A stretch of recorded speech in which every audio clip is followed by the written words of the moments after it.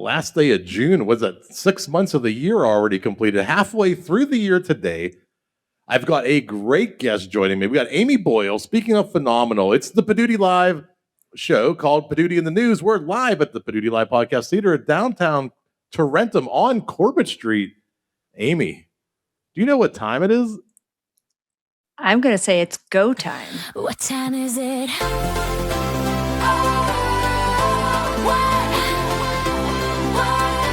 What time is it?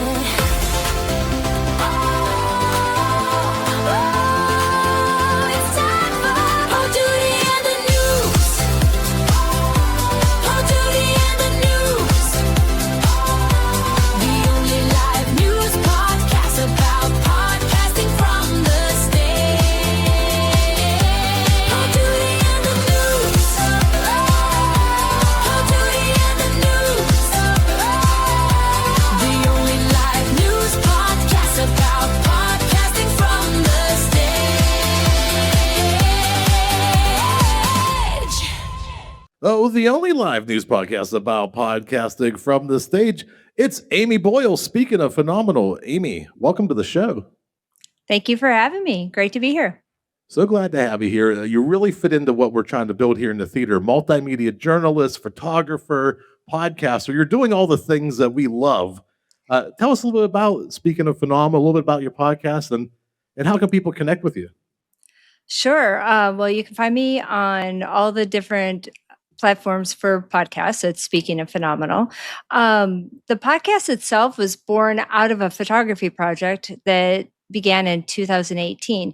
I called the photography project was 52 Phenomenal Women. It was supposed to just last a year, where there was a story a week, kind of a cross between Women Crush Wednesday, if you remember that old hashtag, and sure. My goodness.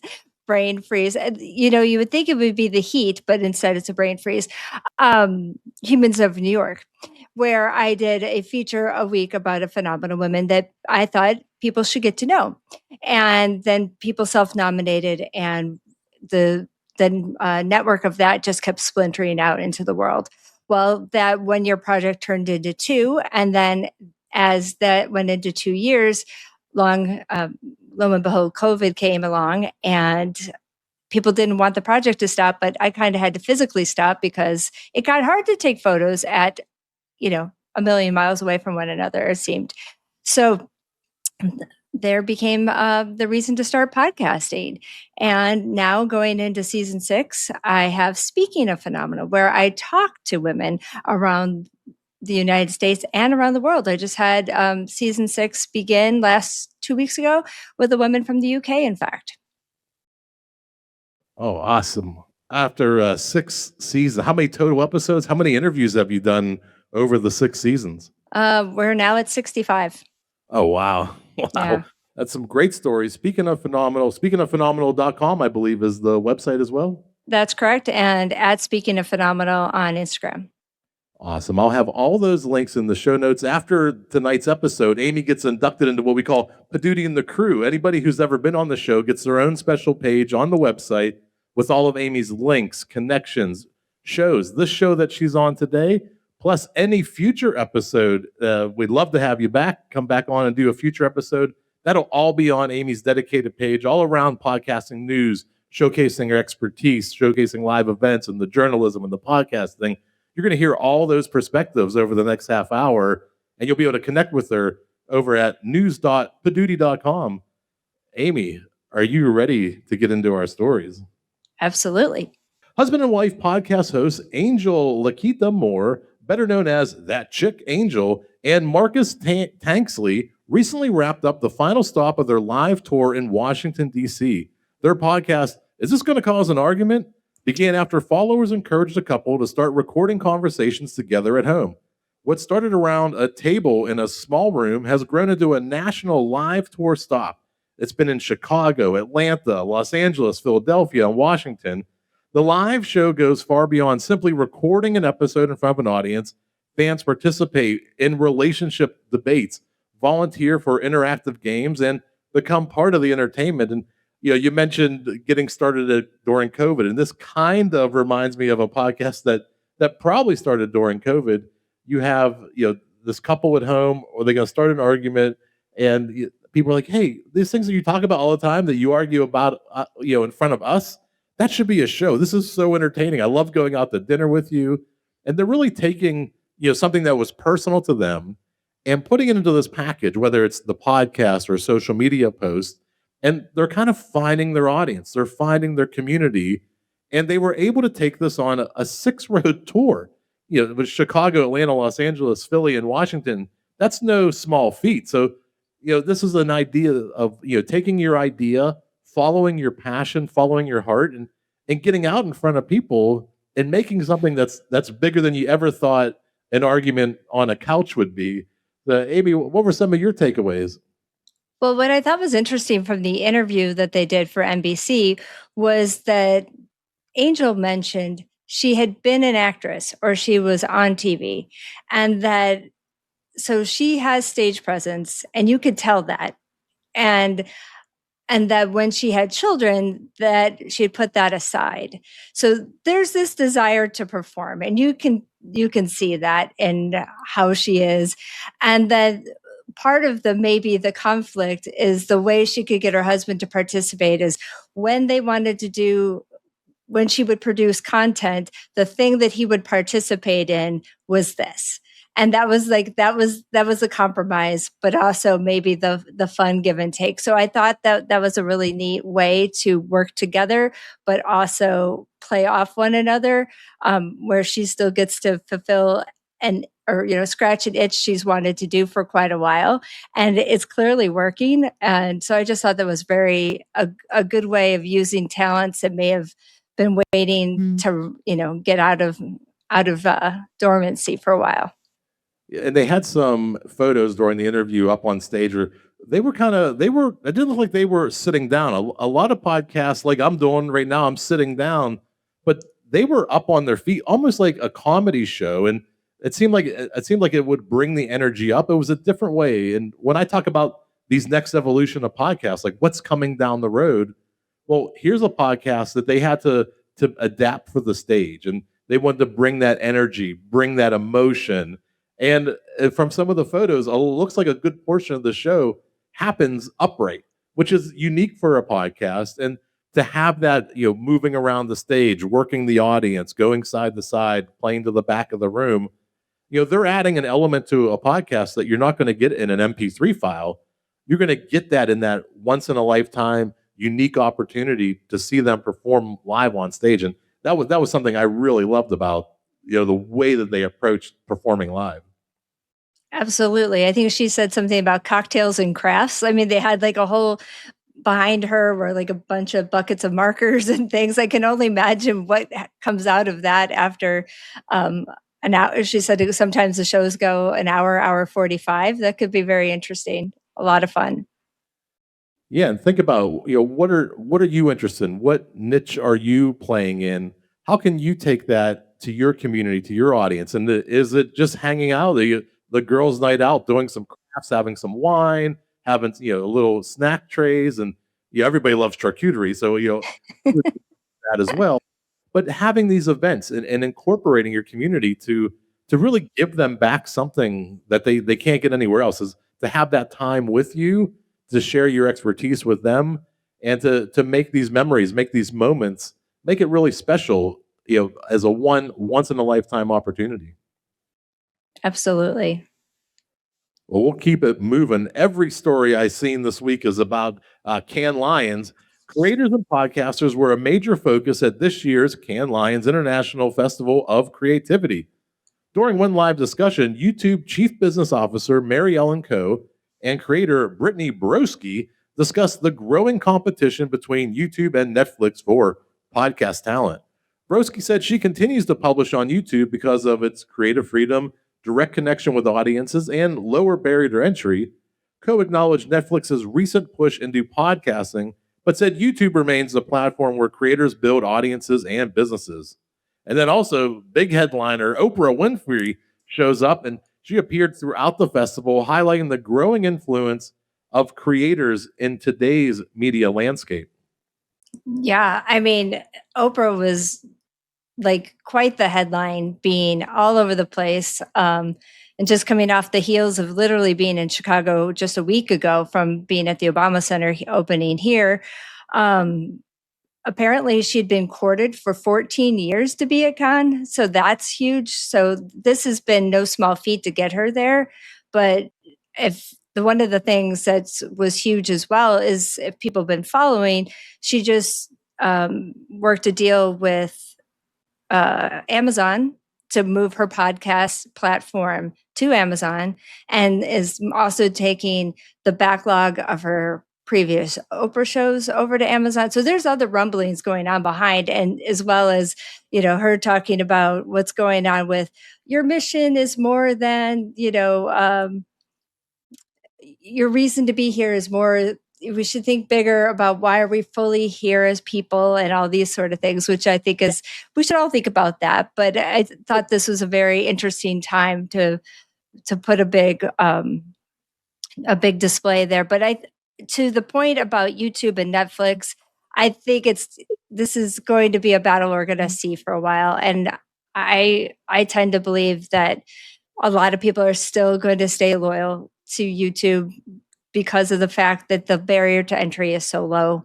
And I think people still want to be their own creator first. I'd love to hear what you think about that. Yeah, I think YouTube has a tremendous advantage over Netflix just in ease of discovery. It's so much easier to find and watch a podcast on YouTube than to do one on Netflix. I have subscriptions to both. I have never even seen a podcast recommended to me on Netflix. And my life is podcasting. I have a theater. I'm doing live podcasting performance. All I do is search and talk about podcasts. And Netflix has yet to deliver one of these podcasts that they're producing to me. But YouTube, every single day, I'm getting clips, I'm getting recommendations. It knows how to push those podcasts to people. So from a discovery perspective, I think YouTube is right now is outperforming Netflix multiples to one. And the thing I loved about it, when you mentioned Oprah showing up, is obvious. Oprah's like the first lady of independent production, of owning your media, owning the things that you create, the production rights, the distribution rights. I mean, she pioneered so much of that throughout the late 80s and 90s. And for her to not put this off for 14 years, but wait until the time was right, I really think her being there is a great testament to the power of podcasting and what you can build. What can you accomplish if she can build? Harpo was her production company. Now she's doing this with podcasting and Amazon, and she's saying, like, hey, there's something here. I'm going to make an appearance and talk about these things. I think it's time for a lot of people to listen, a lot of businesses to get involved, a lot of independent creators, consultants, people who are just passionate, maybe about Legos or macrame. Get involved. Find out what you love to talk about. This is the time to build your media and your media empire. You could be the next Harpo. Absolutely. And she said it multiple times about to really think about who you are meant to fully be, and not to, she's like, everyone's here to think about marketing, to think about what we're selling and what the show is. But ultimately, to use the words fully human in a very AI time, I find that stuck out and rang loud in my head right now, and especially coming out of her mouth. So, when Oprah speaks, people listen. We'll just leave it at that. I want that on a T-shirt. Oprah speaks. I'm listening. Well, let's go over to our third story. Keep it moving right along here. And I love this one. I'm me, a live podcasting, have a little theater space here. And this is the Thrifty Traveler. They drew nearly 300 people. And it was on my birthday, June 12th. I just turned 50. And happy birthday. Thank you. I've been milking it all month. So they look at the crew that they have with them. They have a team of 9-10 people. So this is something you could probably aspire to if you want to take your show on the road.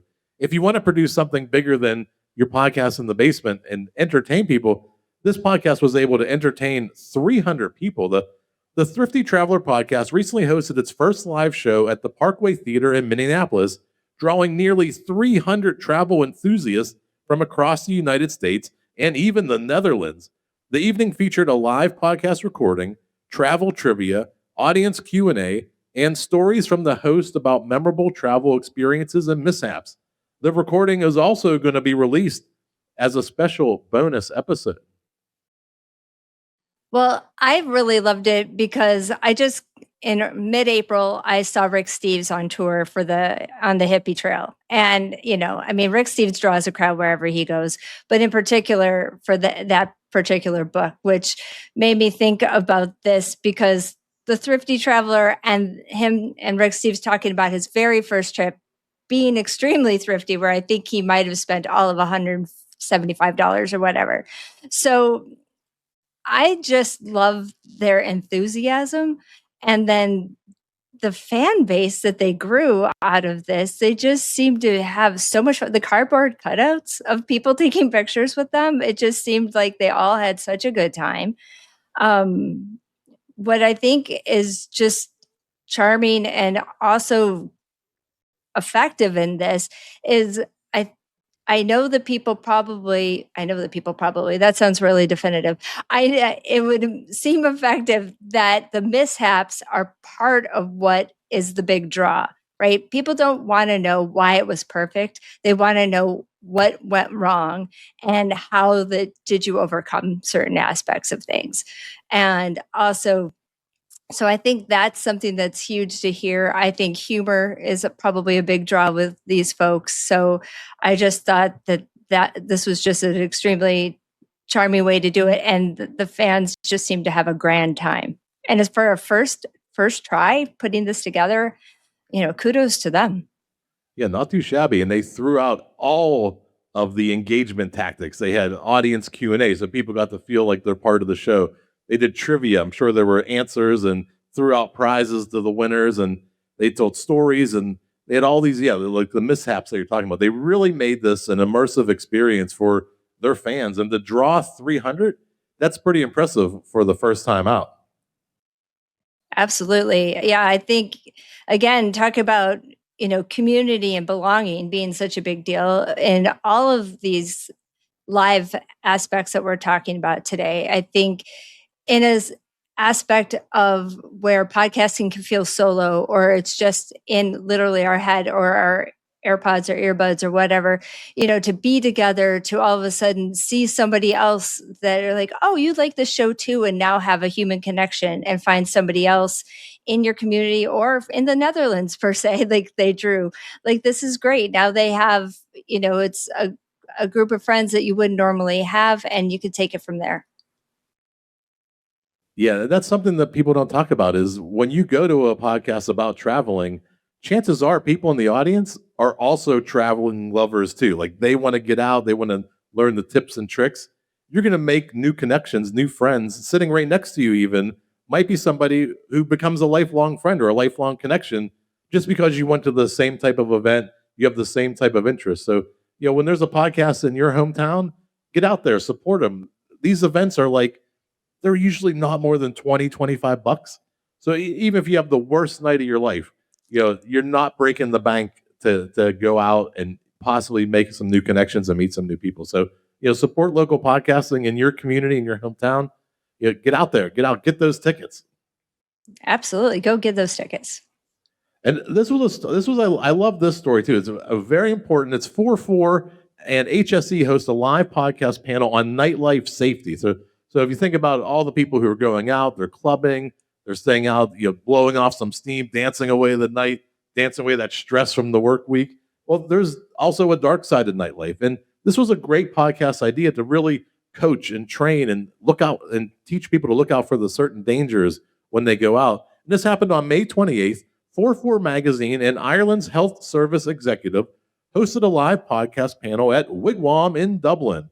The discussion focused on nightlife safety, harm reduction, and informed decision-making. The event was based on findings from a national survey examining attitudes towards nightlife safety and emerging drug trends. DJs, journalists, venue operators, and public health leaders participated in the live conversation.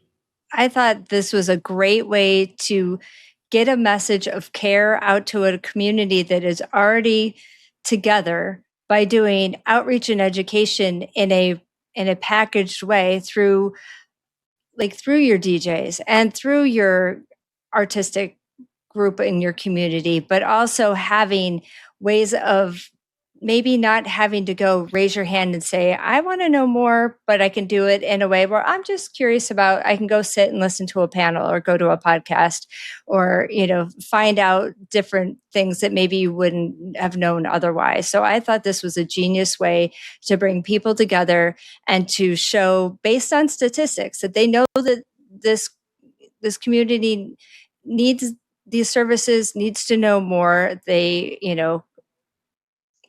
this is just a tremendous way of doing and reaching their group. Yeah, tremendous public service announcement. I think back to when I was a kid, the best I got was like a commercial after school where a guy cracked some eggs into a pan and said, "This is my brain on drugs." And that was kind of the talks that we got in the 80s and 90s. Yeah. But an event like this, it's a current event. People like going out. They like seeing panelists and going to live podcasts. And to be able to get together, with the health service executive and this magazine, pairing a cool magazine with some government services to deliver this information to club goers or even people who are new. In this country, you're graduating high school, you're going to college. By the time you're your third year in college, you start. I'm sure that's probably not the first time you start drinking when you're 21, but you start going out at night a little bit more. You need to know about being safe and about just about these red flags that you're gonna find at night. You're better off to know them going into it than experiencing it in real life. So having an event like this, I think, really does deliver that information to the right people at the right time. Definitely. Yeah, I think that just being proactive in this, but also keeping it from people that are your peers and not being talked at, being talked to is also critical. Even more critical. I love this next story too. I've done a lot of work with Sarah Bradford, S.J. Childs, and we've done about 4 autism conferences, the 1 in 36 mix. And they're just a great time where we actually feature about a dozen podcasters over 2 days. And this one's called the podcast Neurotypicals Don't Juggle Chainsaws, which I'm already in because of the name. Recently recorded 2 live episodes at Gosforth Civic Theater in England, hosted by Dr. Kate Fox and Nick King. The event featured live podcast recordings, followed by audience questions and discussions. The podcast explores autism, ADHD, and neurodiversity through conversations designed to be informative, honest, and approachable. Wonderful. I mean, I think so many of us either need this podcast ourselves or know somebody in our immediate family or people that we come into play with at work or through school. And I love the approach of the 30 minutes or less shows. I also love treating things with humor. I just thought the way the show is done and taking it live and making it approachable is just, we should be seeing more things like this. Yeah, as soon as I saw the name, I just knew how much fun the event's going to be. A lot of times, maybe when I was going into some of these events with Sarah, I didn't understand the spectrum. I didn't understand, all these different areas of neurodiversity, and the things that I really started to learn from putting myself out there is there's just like these slivers that are really just personality traits that I see some people have that have. I have some of the same exact. Like you can really start to relate to what neurodiversity is by just hanging out and being there and being part of the event, being part of the community. You really start to just see like, okay, this is what this is. I get it. And and I also have things like that. You'll see how relatable some of the things are that you'll encounter through some of these meetings. And it's unbelievable. Like it's one of the things that'll light you up, and it's a whole new experience, a whole new perspective when you get in there and you really immerse yourself in the community. And again, like the name just drew me in. As soon as I saw that, I'm like, oh, this is going on the show. Neurotypicals Don't Juggle Chainsaws. So follow that link in the show notes. check out the show. It does have the kind of humor you're looking for, a way to deliver the information in a way that's enjoyable and fun and actionable, and just that you want to be there. Like, it's an environment that they're creating where you want to go participate in, and you want to be a part of that community as well. That's excellent. I was at, I don't know if you're familiar with AIR, the Association for Independent Radio Producers, No. but you should look them up. I was at one of their galas in New York last month, and I met a woman who, her name is Angela, and she has her whole group, and a podcasting group for the Autistic Culture Podcast Group. So she puts together podcasters, all they do is podcast in this space. So this would be something that I could see a bunch of them coming together, so they all have different places and spaces to have a whole network of different shows together, which is pretty awesome. Yeah, why not? Put a little festival together, get some shows together, have a night out. Yeah. And if you really want to have a night out, zoom, rev, got some NASCAR. We have the NASCAR weekend at Sonoma Raceway featured more than just racing. As part of the fan experience, Nikki and Brie Garcia recorded a live episode of The Nikki and Brie Show before hosting a meet and greet with fans.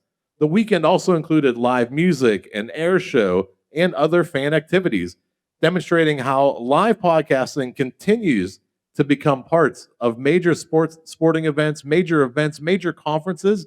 They're all incorporating podcasting as part of the entertainment. This seems to be such a trend. It was interesting to see NASCAR in the list of the different articles we were going to talk about today. I'm in Chicago, and we just sent NASCAR on its way from, we had it here for a couple of years. And what was interesting is it was a test run, right? To see how non-traditional locations could do with these big sporting events, right? We had NASCAR whizzing through the streets of Chicago, but with it, it brought different groups and associations that normally wouldn't be associated with racing culture. And so it brings to this point, like, these ladies who talk about non-things racing related, wine and girl talk and all these other things, to bring their live podcast to Sonoma, which is their kind of audience. That makes perfect sense. But these kind of pop-up live events, we're going to be seeing more of it. And that does make sense to see. Why not bring these live experiences? And then you might be gathering new audience members, and they're kind of going, what's going on? And then you have new people walk by your setup and kind of wanting to know more about what your show is all about. Yeah, it's a great way to cross promote, a great way to meet new fans. Whether or not this is, I don't recall if they were NASCAR specific or if they were just there as part of the entertainment doing their show, and kind of cross promoting, bringing their fans to NASCAR, introducing NASCAR to their fans. And I just love this type of this idea. We've seen this with music, we've seen it with comedians for years, but now it's kind of time for podcasting to take center stage and to become the main event at some of these other events or sideshow events. You get that with podcasting.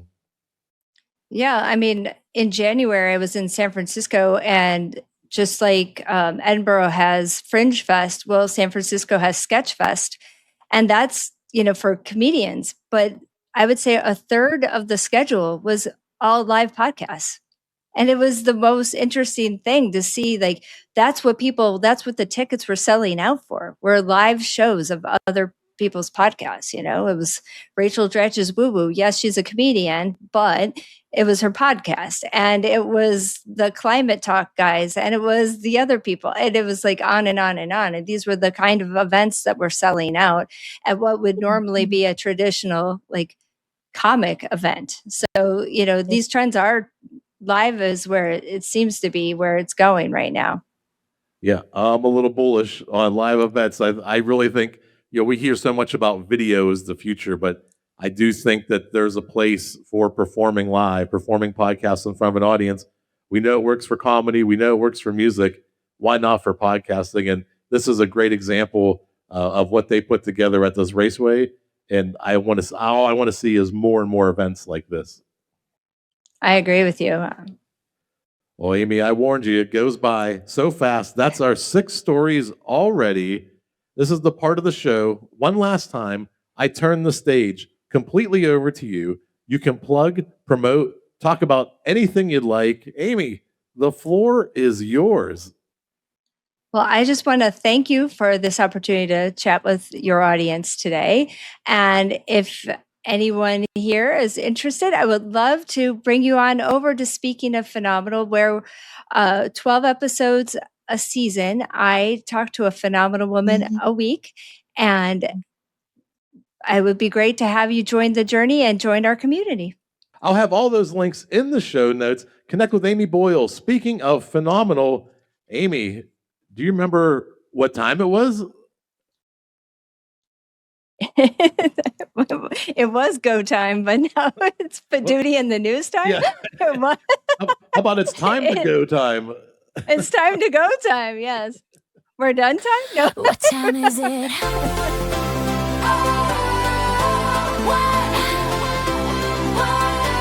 What time is it?